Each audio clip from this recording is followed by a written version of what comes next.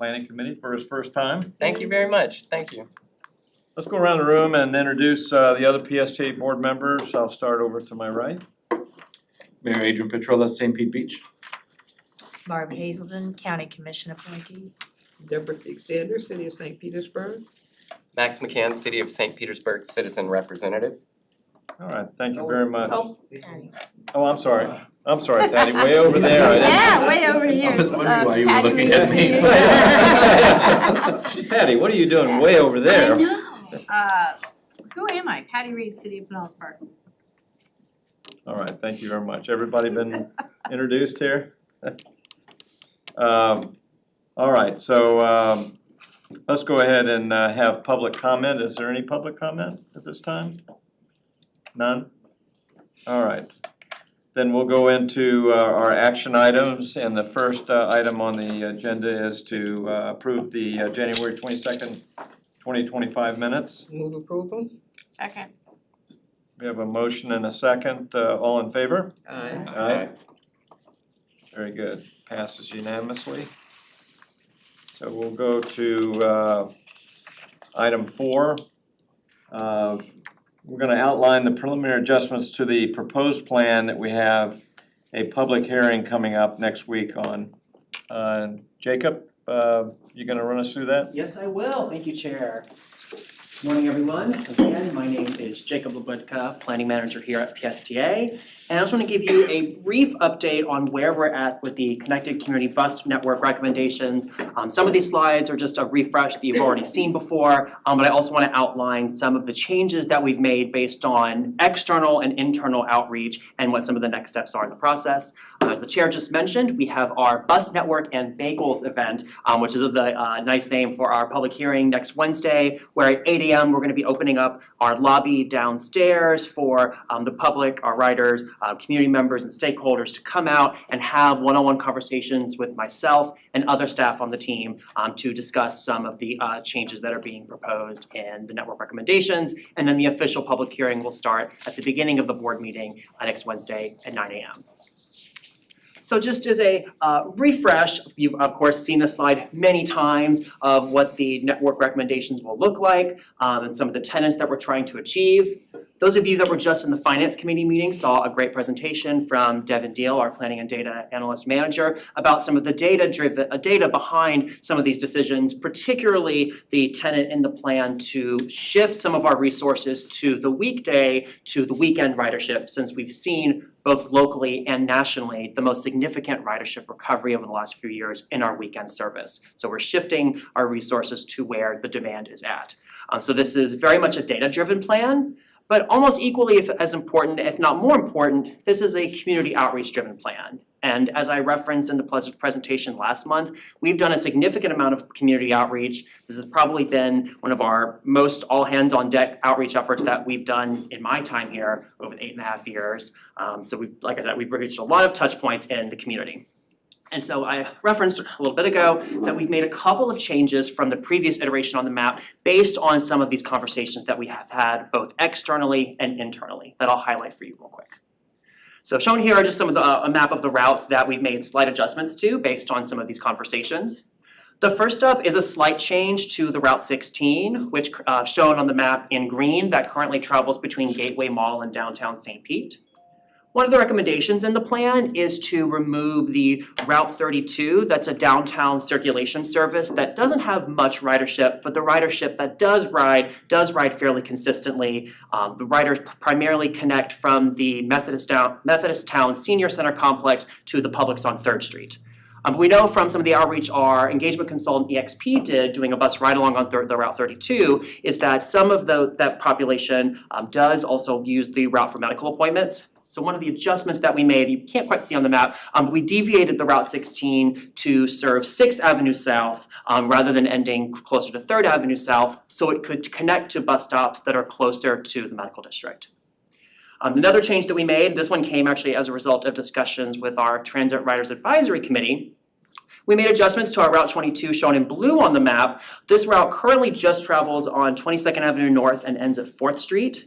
one of the recommendations that was made in this plan was for it to connect to downtown so it could be better connected and go straight to downtown where there's obviously a lot of destinations. But in the plan, it did so enter downtown via 16th Street or kind of where the green line is at rather than via 4th Street. But on the track, they raised concerns on, although that route doesn't have a lot of ridership, the riders that do use that service, some of them do connect on 4th Street and go north. And it would have slightly made their trip a little bit longer had they had to go to downtown first. I believe the consultant team made it go down 16th Street since there is less traffic. That being said, we went back to them and asked if it was possible for it to enter downtown via 4th Street and to ensure there was enough time in the route. And they said that there was, so we were able to make that change. Another change that we made that was actually a result of talking with some of our union reps. So we shown on the map here in orange is one of the variants of the Route 74 that goes on Park Boulevard, and our Route 65 shown in red that connects Seminole to Clearwater. So originally, those two routes were combined into one variant of the Route 74 to provide an additional one-seat ride option. However, our union expressed concerns about the implementation of such a service. Given the length of the route, they were concerned that there would be on-time performance issues, particularly due to traffic on Park Boulevard. They were worried that traffic on Park Boulevard could have repercussions for the remainder of the route going through Largo and Clearwater, and that the route would not be able to make its scheduled time as the result of the threat of traffic. So as a result of that, we made it closer to how it is today with the Route 65 separated out. Probably the main change from it today, though, is that we're still adding a connection to Indian Shores to provide an additional connection from the mainland to the beach. And lastly, this is more of an internal observation. So shown on the northern part of the map in purple and blue are our Route 61 and 78. Our consultant team originally recommended keeping them as straight of a line as possible. So you'll notice that they kind of crisscross each other. So they had essentially uncrisscrossed them in the section between Clearwater and Dunedin. However, in so doing, the ridership levels of those routes would have been potentially affected because they do, like I said, they do crisscross, but we'd be decreasing the frequency if we were to basically uncrisscross them, because where in blue has like more than double or triple the ridership in the section in purple, and the Route 78 there operates about every 30 minutes, and the purple line operates about every 60 minutes. So we made the decision in that area to maintain close to the original routing, so the level of service is reflective of the ridership that is out there today. So a couple of things coming up, like I just mentioned, please, if you're free, please come out a little early to the board meeting for our Bus Network and Bagels event, where again, we'll be having one-on-one conversations with attendees about the network changes and of course, providing bagels and coffee.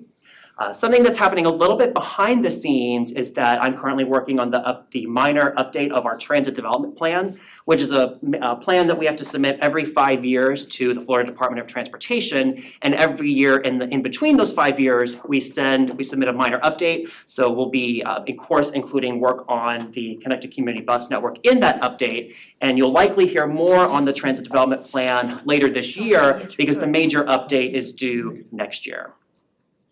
And then once we're through the public hearing this month, next month, we'll make changes as needed based on how the public meeting goes. And then the final set of recommendations will come back to this committee and the board for a final vote next month.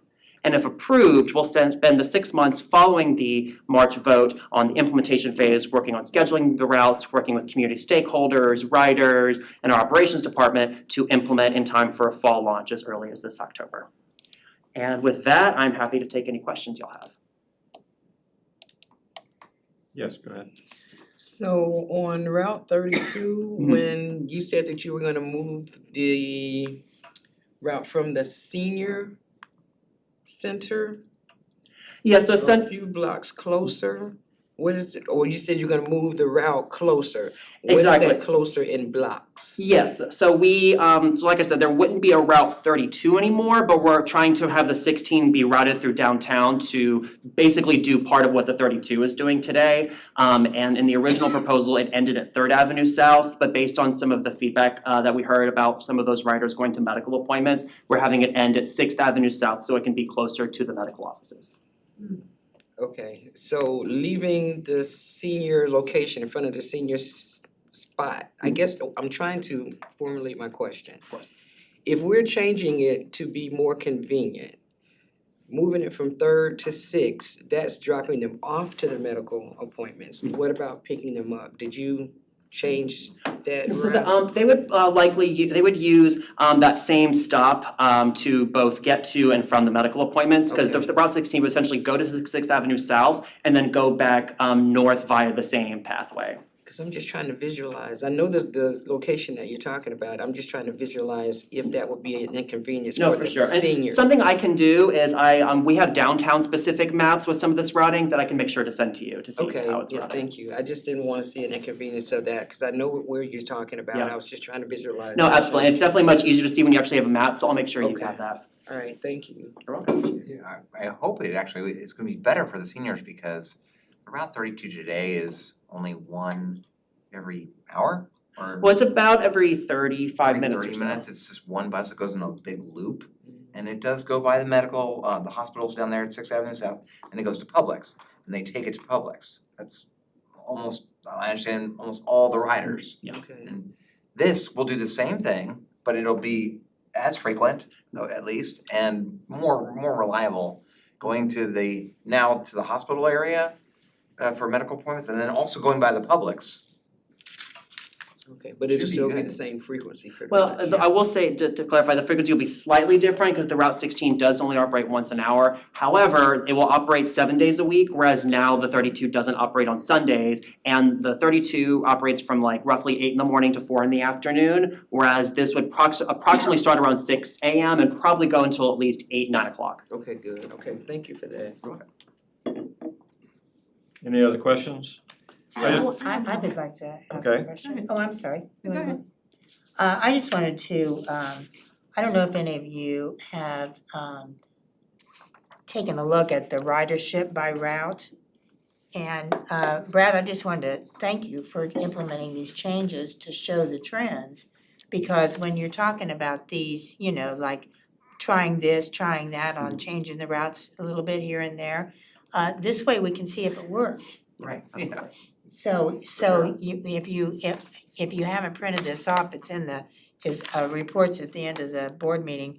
But it shows I asked him to put the spread of the years to show and so we have here now 24, 23, and a 1-year trend percentage and a 3-year trend percentage.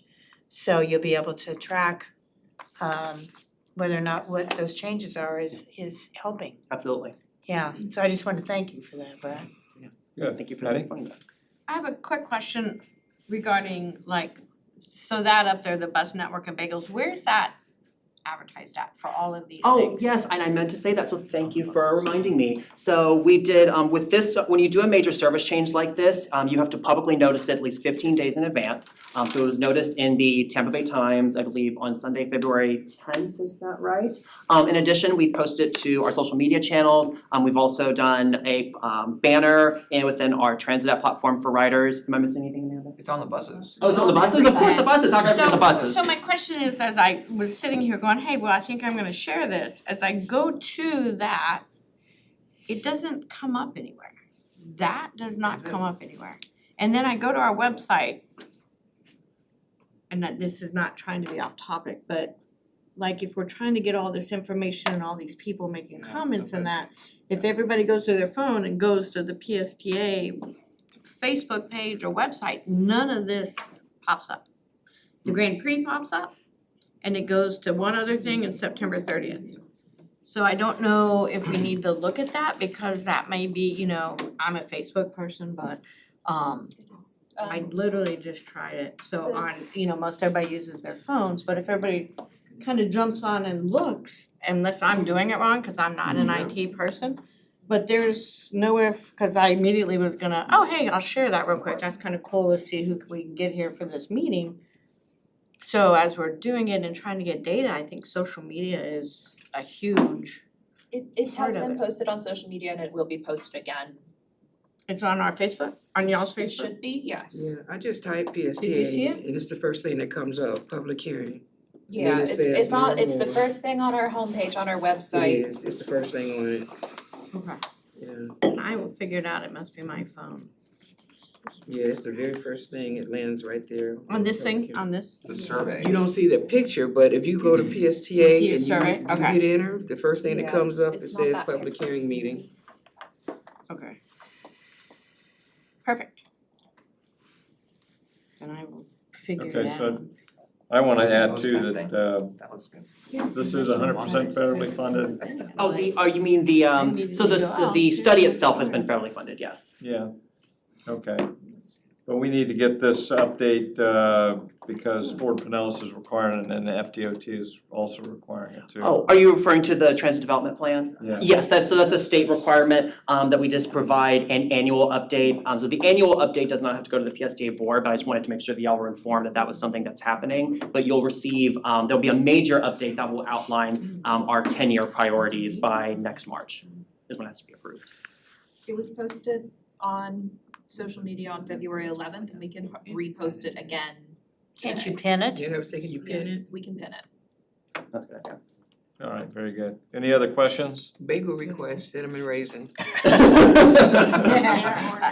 yeah, we got the bagels ordered and we'll have to make a special safety for, or safe off couple cinnamon raisins for y'all. Thank you, Jake. Thank y'all. All right, so next we'll go to our shelter program with BJ Gavin, the interim director of project management. And he'll go over PSA's ongoing work to get more bus shelters installed around the county. Well, I'm excited to be here. Our shelter deployment plan is, I think, one of the most important things we do. It is bread and butter for ground level PSTA. And of course, you know, Jacob talked about our network. That is big picture. As we shrink down inside of the network, we start to get into shelter deployment. And every site that we have has a secret code in it. And if you understand how to read that, it will decipher the how and the why we deployed a shelter there.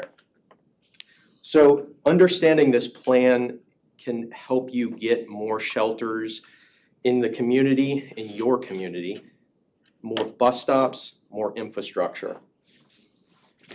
I'm BJ Gavin, your interim director of the Project Management Office, and I'm going to share with you the two ways that shelters get out in the community for PSTA. So here we have one of our standard bus stops. You'll recognize the shelter there as the shelter that you can see on any number of our stops. But we also have a few different kinds of shelters.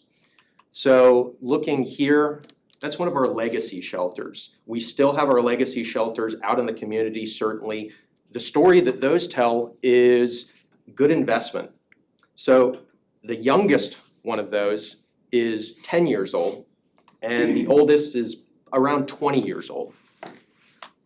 Today, we deploy the top left there, and our newest solution is the monopole. So the monopole tells a story about limited right-of-way. And right-of-way is where private property begins. So the public property ends somewhere right behind the monopole, and private property starts. And so we only exist on public property unless we make an arrangement with a private property owner. So if you take a look at these charts, I'm going to decode them for you. So bus stops, 25 plus riders on per day. We also sometimes call that, you'll hear it referred to as ADB or average daily boardings. And we look at the ons at a site because that's where we want to shelter. If somebody's getting off at a site, typically they're leaving that site to go somewhere else. They've completed their ride with us, so they're going to their doctor's appointment or they're going home. So ons are what we look at. Now on the left here, we've got existing shelters, and on the right we've got shelters needed. So the existing shelters are already solved. Of the sites that we have, I show 140 here, and I want you to notice 25 riders. So this red line is that 25 rider threshold. Now I had to shrink down these graphs because we went up to 100 on the left here, but we've got way more riders at certain stops. You can see them go off the chart. But for the sake of this, just understand that we're looking for sites with 25 riders on. Now I'm going to talk about shelters needed. You say 62 sites. BJ, why have we not put out a shelter at one of those sites? So we talked about ridership. Now, our priority is raised the more riders we have at a site. So if we have 25 riders at a site, that's great, we'll put out a shelter. But what if we have 250 riders? Well, we're definitely gonna put out a shelter if we can, but that's gonna be a higher priority. We wanna do that engineering and construction first. And we also wanna balance that with cost. So we look at the cost of both construction and engineering and try to balance that with ridership. We also look at site safety, and that's ADA safety at our sites. And then we look at bus safety. So ridership will come from our planning and data department. Cost estimates are done by my office, the project management office. Site safety, we also go into the field and we do a site safety assessment for the most in-need sites. Those are going to get elevated, along with our safety and security training department will give us a bus safety rating. So we put all those things together and we say, where do we construct first? So our shelter needs are going to be dictated by those elements, how quickly we are trying to move that up the list. But here are challenges. Out of those 62, and this answers that question, well, why have we not put a shelter out there? We know we need a shelter. Our biggest challenge is right-of-way. Right-of-way and infrastructure challenges. So where we want to be, we might not have the land to go in there. A shelter needs a certain footprint. We need a ADA compliant boarding and a lighting area. We of course have the sidewalk working in there as well. And then infrastructure conflicts are, we could have a fire hydrant, or we could have a drainage structure. We could have a light pole.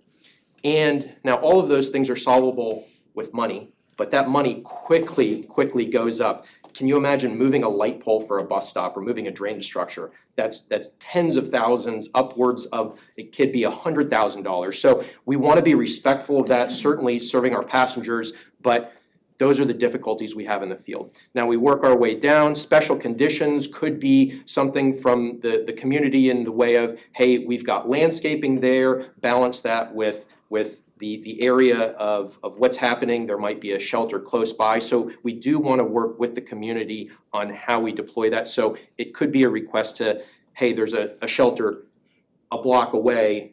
Would that be sufficient? We might say, yeah, that would be sufficient. So we do want to work with them. And the 4 in Q represents, okay, now we're ready to build a bus stop.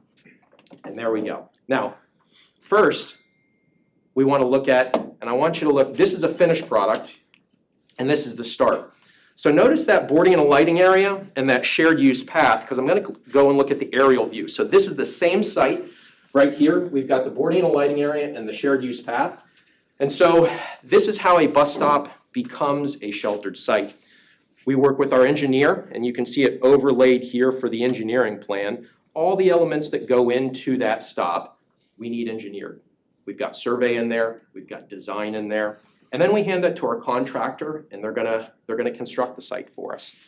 Then we come back, and this is a finished site overlaid. We want to make sure that the work that we asked for got finished. And you can see here, now we've got our nice new site. And I want you to focus in, we've got the roof, we've got the boarding and lighting area, and we've got some bike accommodations there. And that is that site finished. Now this is the first way that we get our shelters out into the community. Those are all the elements that we have to address and have to cross through. Here's a cost breakdown for a typical site. Now the site that I showed you is on the lower end here. So we have site design engineering. That's $6,000 to $15,000 depending on the site. Site construction, $10,000 to $50,000, again, depending on those site conditions.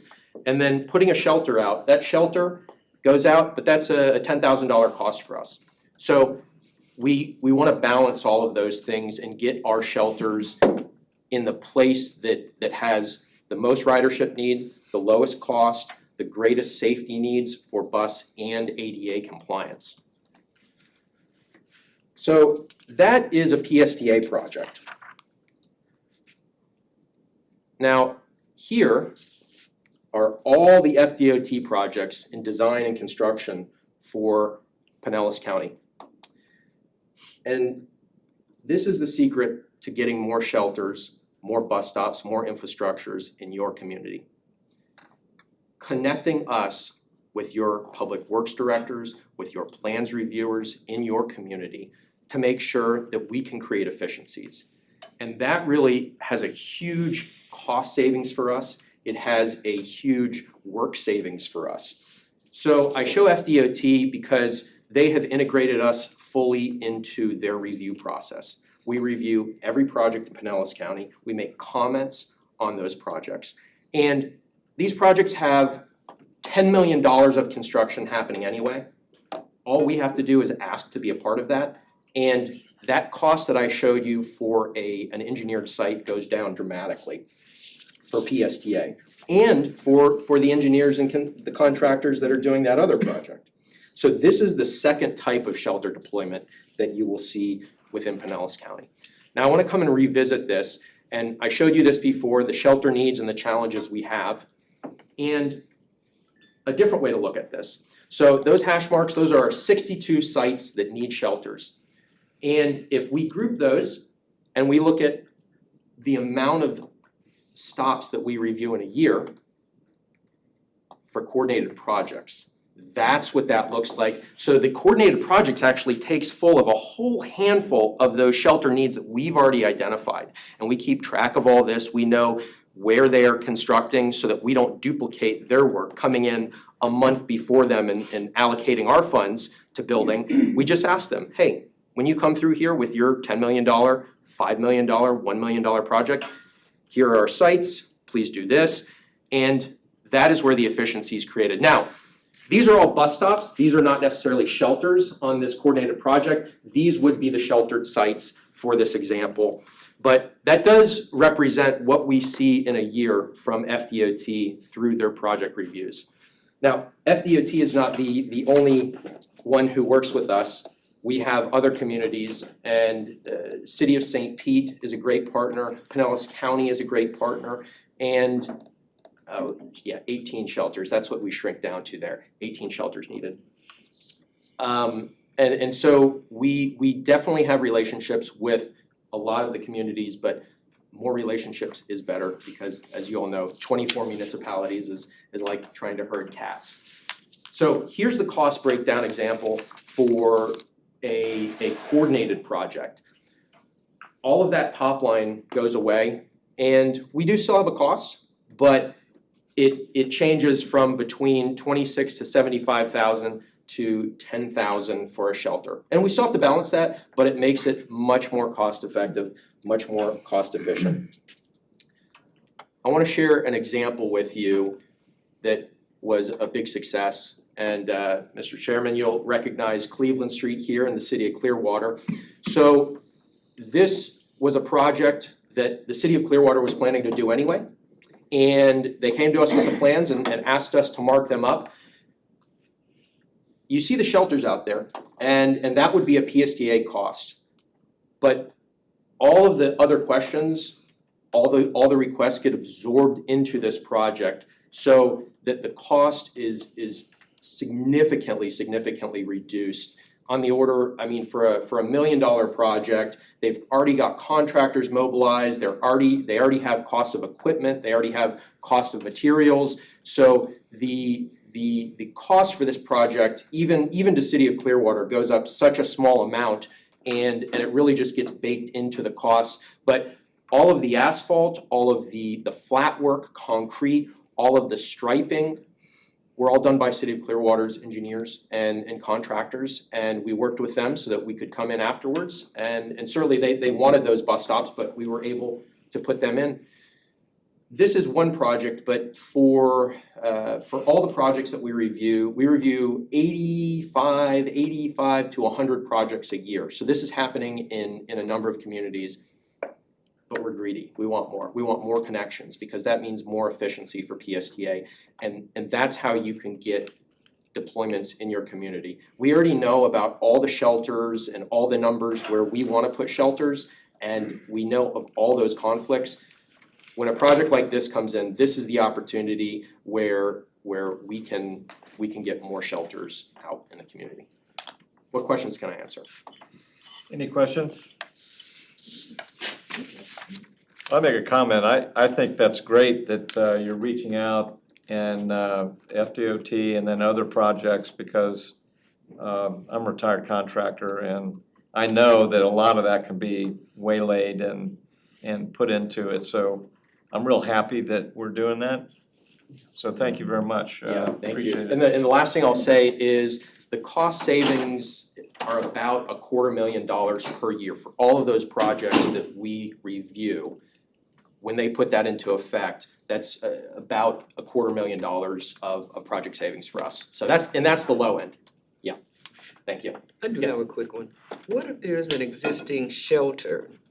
What would be the process if a resident would like to have that particular location reviewed?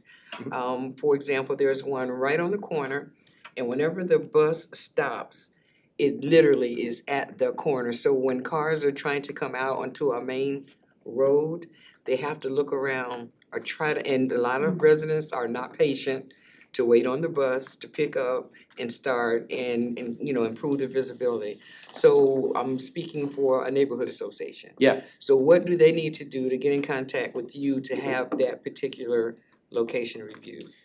Certainly, yeah.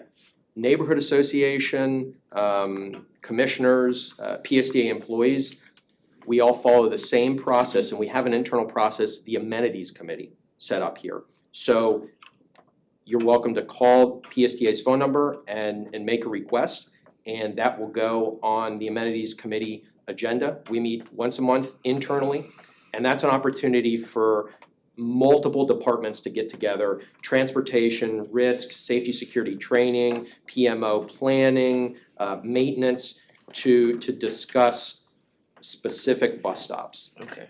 Or you could just tell BJ right after this meeting is over. Give me the cross streets. Yeah, no. Okay, thank you. Yeah. Yeah, cause it's gone through several iterations of shelter, no shelter, no shelter, okay. And I will say,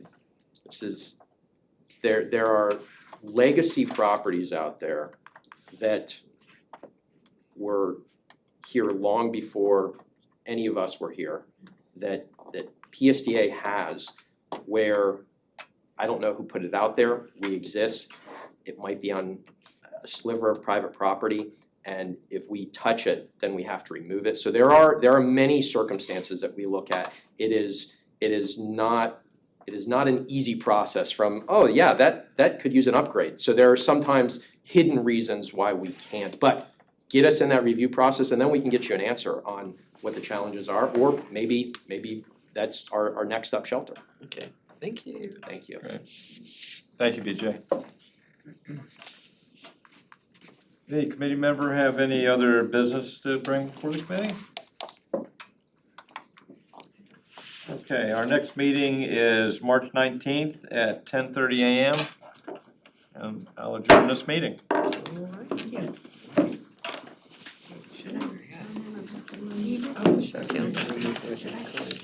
Tell